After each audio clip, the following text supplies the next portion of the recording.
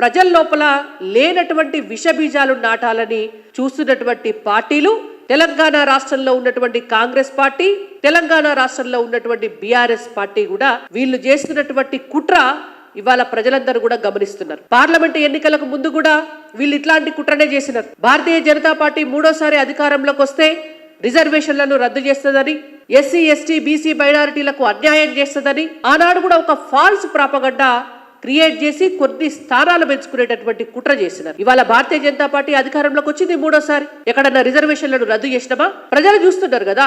ఆ రోజు కూడా ఈ దొంగల ముఠానే మొత్తం కలిసి మీటింగులు పెట్టుకొని దేశమంతా తిరిగినారు. ఒక లేని ఆరోపణను నిందను మీదేసి భారతీయ జనతా పార్టీ అధికారంలోకి వస్తే రిజర్వేషన్లు రద్దు చేస్తుందని ఒక ఫాల్స్ ప్రాపగండా క్రియేట్ చేసి ఆనాడు ఎట్లయితే ప్రజలను ఏమార్చే ప్రయత్నం చేసినారో ఇవాళ దక్షిణాది రాష్ట్రాల ప్రజల మధ్యలో కూడా చిచ్చు పెట్టాలని, ఇక్కడ వీళ్ళ ఉనికిని కాపాడుకోవడానికి ప్రజల్లో వీళ్ళ పట్ల వస్తున్నటువంటి వ్యతిరేకతను పక్కదారి పట్టించడం కోసం మళ్ళొక్కసారి ప్రాంతీయ విద్వేషాలను రెచ్చగొట్టేటటువంటి ప్రయత్నం చేస్తున్నటువంటి కాంగ్రెస్ పార్టీ కానీ బీఆర్ఎస్ పార్టీ కానీ మీరు గుర్తుపెట్టుకోవాలా.